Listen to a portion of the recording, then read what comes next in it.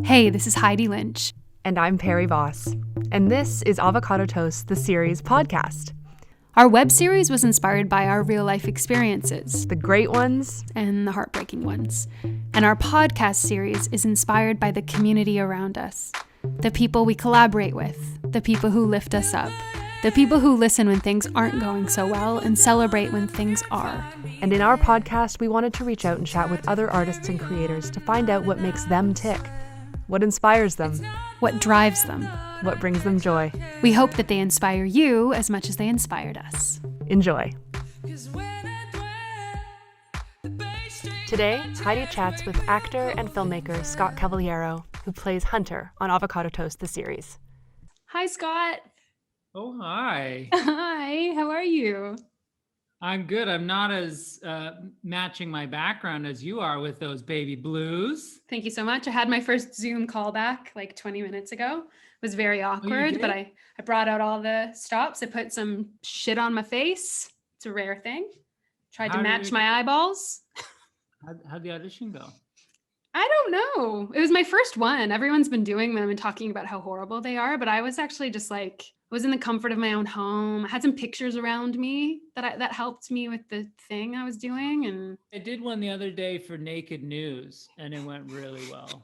I was just going to say, I want to try doing one naked from the waist down, just to feel the empowerment of like, yes, you can tell me to do things and I'll do them, but I'm naked and you don't know it. That's weird, but. Oh, wow. That's a great, I wonder how many people do naked Zoom auditions. Right? I mean, how many people act in, I've never acted naked. I'm sure you have. Definitely topless many times because you're beautiful. But unfortunately, yes, I've shared too much of myself with not people. enough. Some people prefer bottomless mimosas. I prefer bottomless auditions. There you go. That's the secret to your success. No joke though. We met when I was 17. And we were like trying to figure out how to learn how to be actors in a weird school system. Cut to today, I was trying to pick out credits to list and you have too many. So I'm just going to talk to you about Avocado Toast. Please, I think you should. I think that's definitely my top 2 favorite set experiences of all time. That's extremely generous. I'm sure you're joking, but I really appreciate it.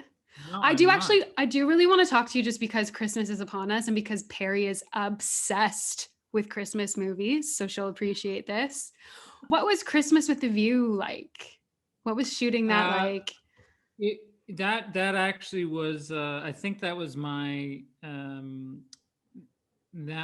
top set experience ever. Amazing. Only because, I mean, there's many reasons. Only because that separated from Avocado Toast is because we were shooting at Horseshoe Valley, the ski resort. Oh my gosh, I think that's where I learned to ski. As we all did. We all Horseshoe Valley. Yeah. So we were in the lodge. They have new condos and they put the actors up in the condos. And we stayed there for 3 weeks. So it was like you were in this this magical winter camp.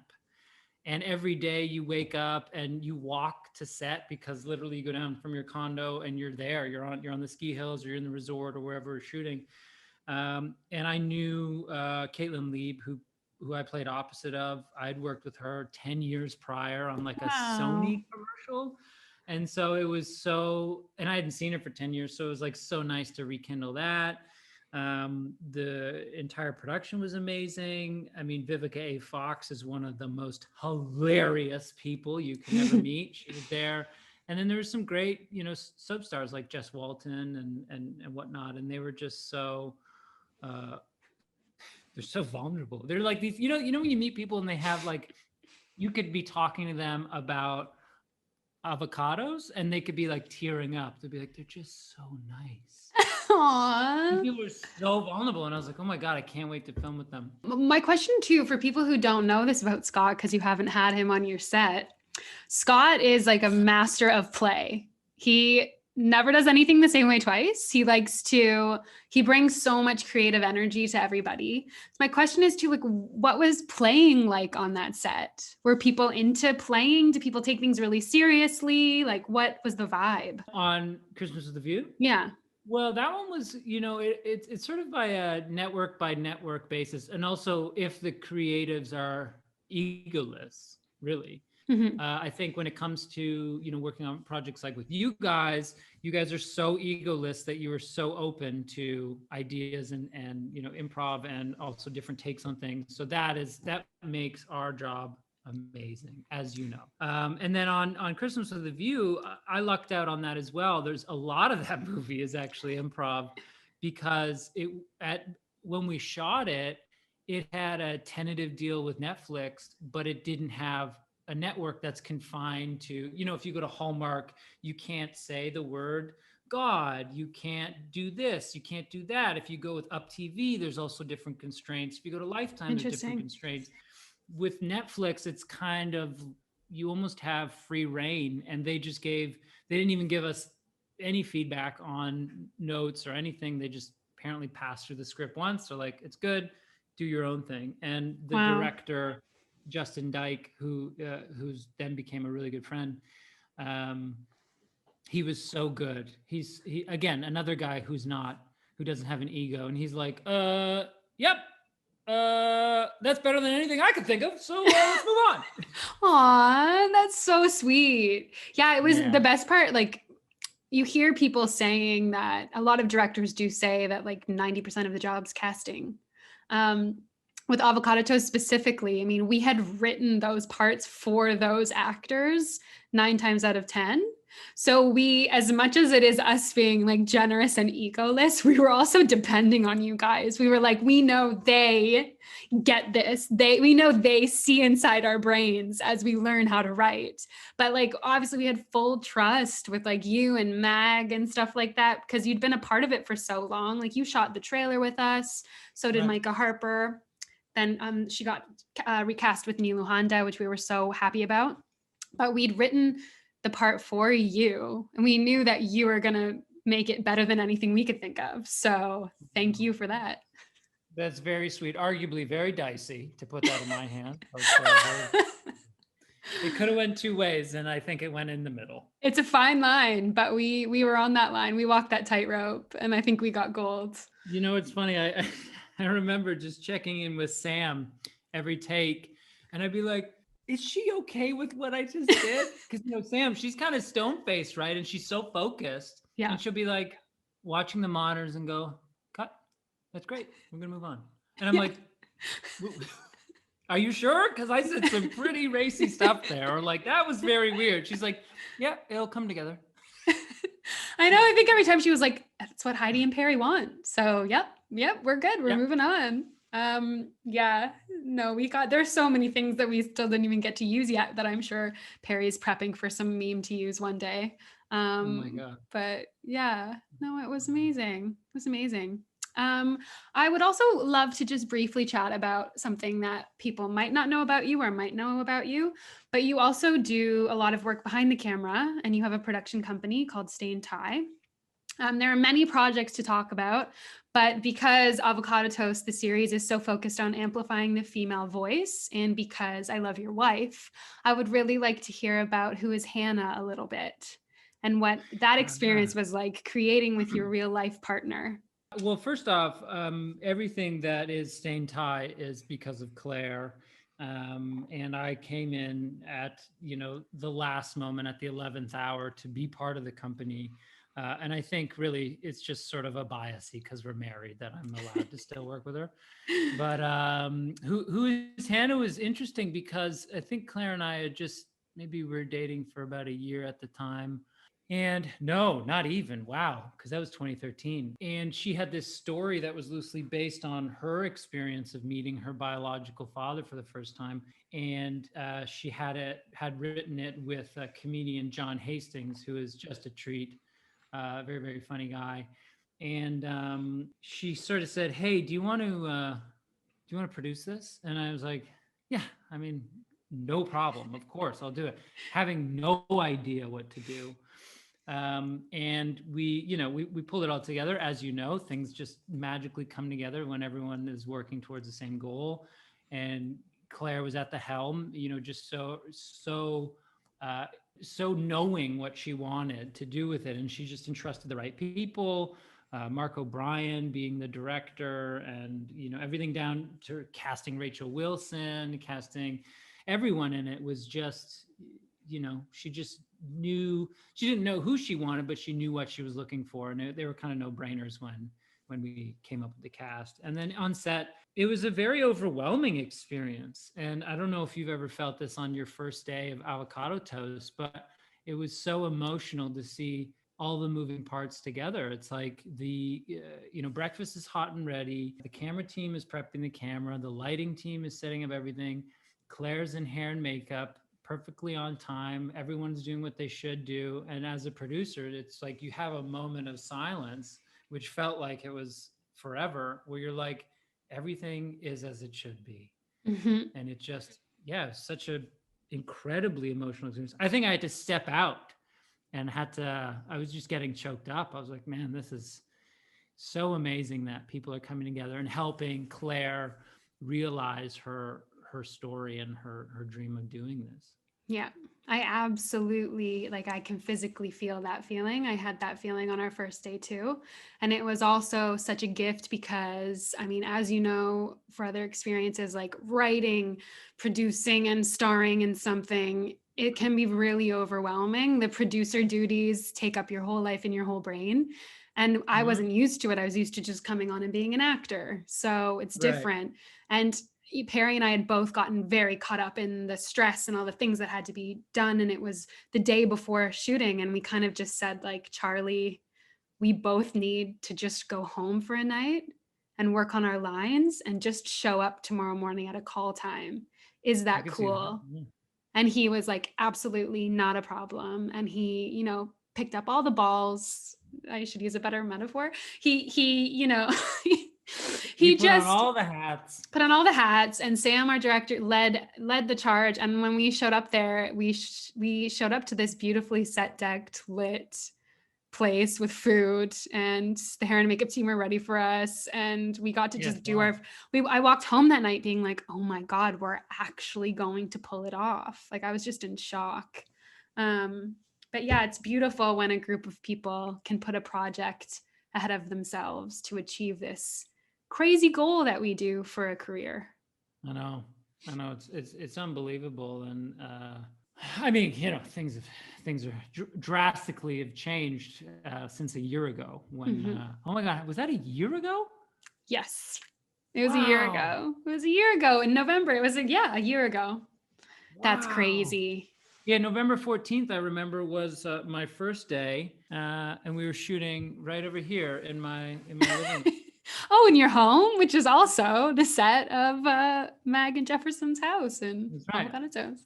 And if you look over here, this is the garage where and the bar is actually, if we look over here, every bit of Avocado Toast filmed on my property, and I couldn't be more happy. The diner, that's in my basement. Oh my gosh, I have not asked you for all my favorites for season 2 yet. So funny that you mentioned the whole thing being shot at your house. I'm just kidding. Well, let's chat about it. Oh yeah, that's a crazy trip. 1 year.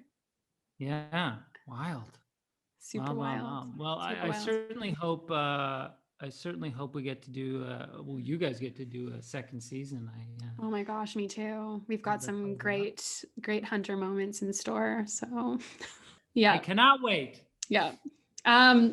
So also, as I mentioned, your lovely wife Claire, I did a genius thing. I forget when it was. Couple years ago, but you were like, hey Heidi, you want to come take this comedy class? And I was like, yeah, comedy terrifies me and I hate it. Sure, that's a great idea. But then, because Murphy's Law, you and Claire were supposed to teach this class together, and you still popped in as much as you physically could, but you were shooting. But I had a really wonderful time learning from Claire. And I remember she gave me, my first script was from Ghost BFF, which is another Bell-funded web series. And the script was so good, and I hadn't read it. I'd heard of the web series, but I hadn't read the script. The scene involved some poop. So I was like, oh, she gets me. I had to say poop or something. I had to talk about poop.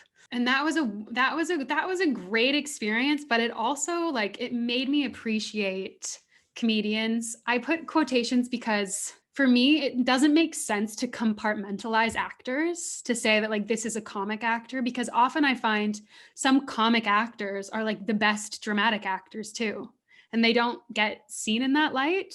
I've been thinking about that a lot. Like when I think of actors who, my manager, my agent was asking me the other day, they're like, okay, well, when COVID's over in 2031, what do you want to do? What do you want to focus on? And they were talking about other actors, and I was like, well, something. Ryan Reynolds is getting old, and I feel like he needs people to step in and take over his position. And they're like, is he a comedian? Is he a dramatic actor? Like, how do someone who does funny movies doesn't necessarily mean you're a comedian, but what is he? Help me out. Who? Ryan Reynolds? Yeah, what would you consider him? Yeah, I mean, he does comedies a lot, but I think he's got the meat and potatoes. Like, I think he's got a lot of substance to him if he's put into a different category. It's just funny, like when you see actors who are always in comedies, and then you see them in a serious role, and it just blows me away for some reason. But I find that serious actors can't always lend themselves to comedy for some reason. Yeah, everyone always has their own take on it, and they're like, "Oh, Jonah Hill, brilliant, such a good comedian," and then he does well in drama. But I find that the other is more impressive to me for whatever reason, because it does seem harder going from drama. Like, remember when you saw Tom Cruise in Tropic Thunder, and he's playing this guy with like hand implants and like he's bald. Do you remember the scene? I don't remember it, but I want to rewatch it now. So he's certainly not him. He's not handsome. He's this sort of like, just he looks like an accountant. Yeah, no, you are. I don't know. It's tricky. I'm clearly not clear in my opinions either here, but like Jason Bateman, right? When he go like Ozark blew my mind. Yes, because I'm so used to him in Arrested Development, and he's like essentially playing the same character, but not the same. But it's like he's still this really straight-laced guy. But in Arrested Development, he becomes the straight man of that family, and then in Ozark, he's like this neurotically calm guy. Yeah. I think I'm trying to say it impresses me when people can do both. Yes. No, I agree. And I'm actually, come to think of it, you are so right that there's such a small difference between his character in Ozark and his character in Arrested Development. And I think maybe the difference is just in the cinematography. They're like, we're going to go in for a close-up. Can you do just a little bit less? He's doing the same thing, but he's not like, I'm freaking out, fam. You know what I mean? Yeah. So maybe that's it. Yeah. I should tell them that on, I don't know, on avocado toast. Just punch in a little tighter and instantly it's just a dark drama. A dark, gritty drama. That's definitely what we're going for season 2. So really good tips. Oh yeah. Yeah. I'm just kidding. It's still comedy. We talk about some serious issues, but we're still going to be trying to bring the funny.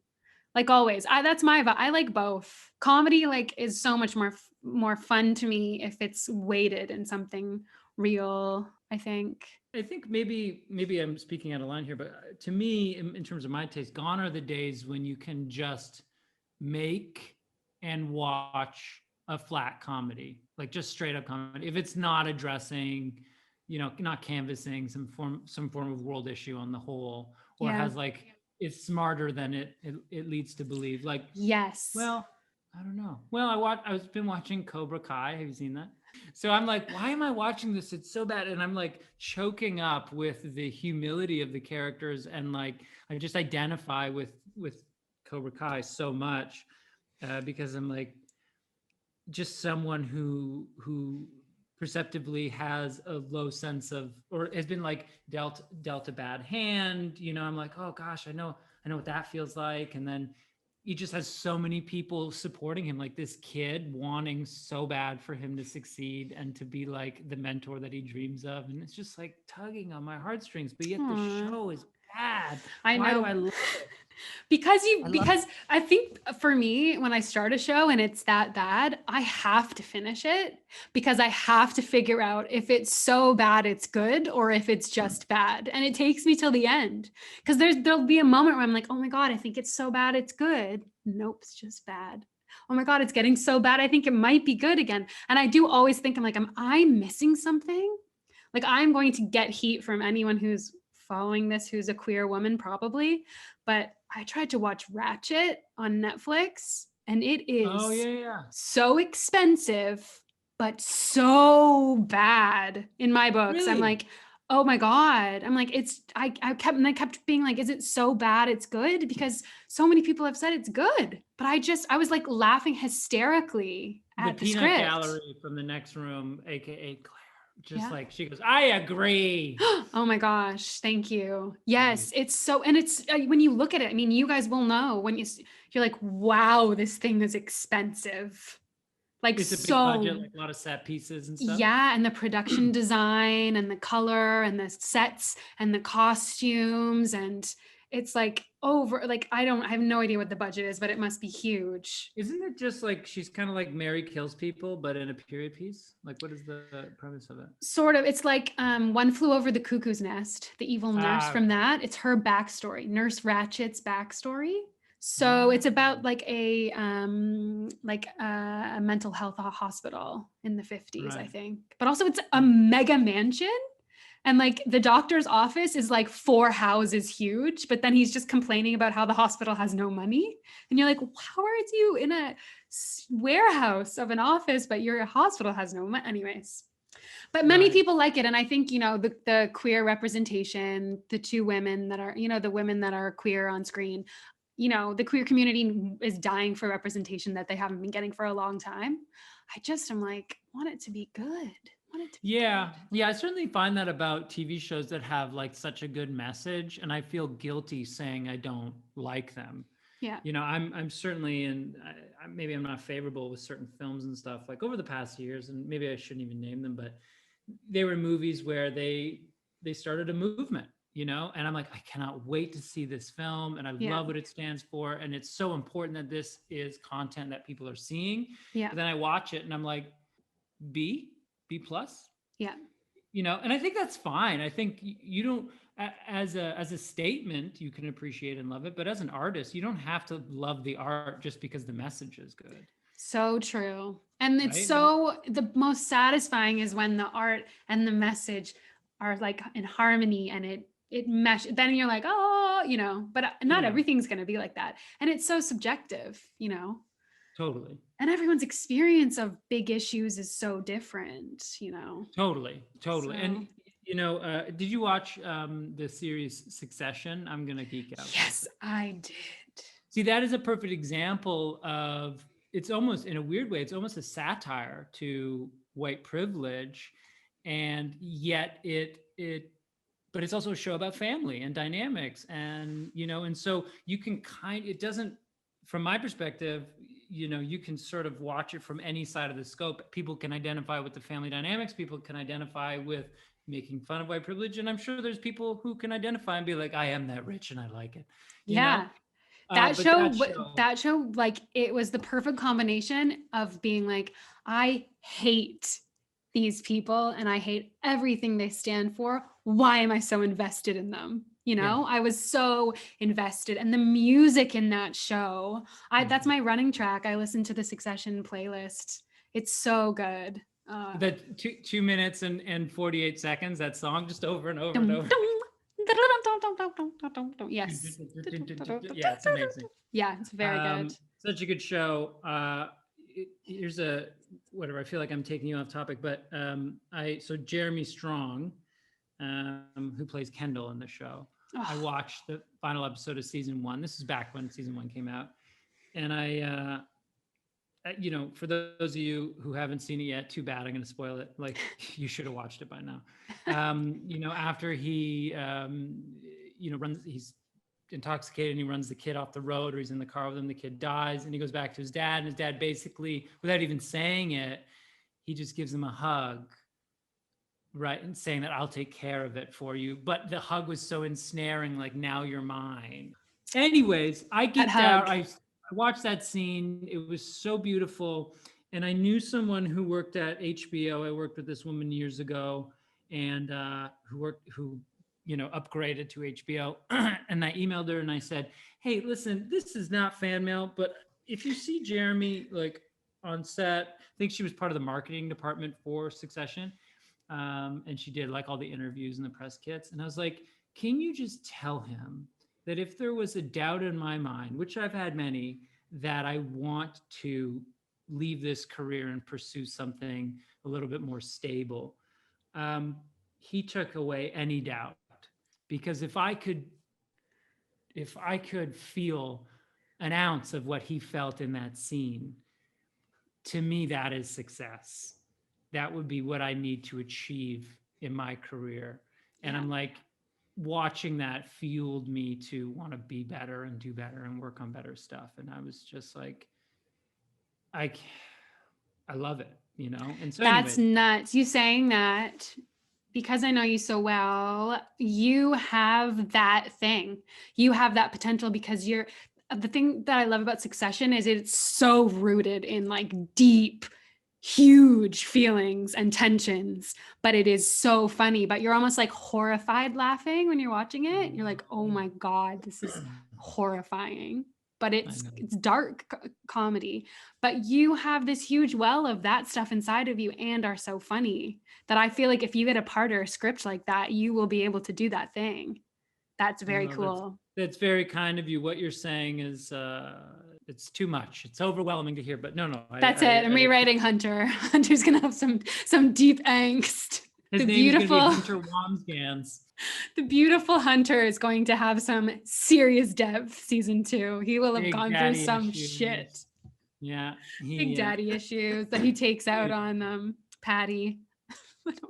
If there's any homework you should prescribe anyone from this podcast, is to probably watch Avocado Toast and then Succession. Yes. Right? I think that's absolutely the homework. Okay, amazing. Well, on that note, we'll leave you with that homework, everyone. Thank you so much, Scott. I so love talking to you. I mean, our history is just so rich, and it's always so nice to see you, especially see you do so well. And I'm so happy to be a part of this journey of yours. Ditto, my friend. We're lucky to have you. Thank you so much for listening. And thank you to Ontario Creates for the support to make Avocado Toast the Series podcast possible. You can pick your player to watch all 10 episodes of Avocado Toast the Series at www.avocadotoasttheseries.com. We'd also love to give a huge shout out to Russell Lauder for the use of their beautiful song, Cost of Living. You can find more of their music sprinkled throughout the episodes of our web series, as well as on Spotify, Bandcamp, and iTunes. And links to their social media is in our show notes.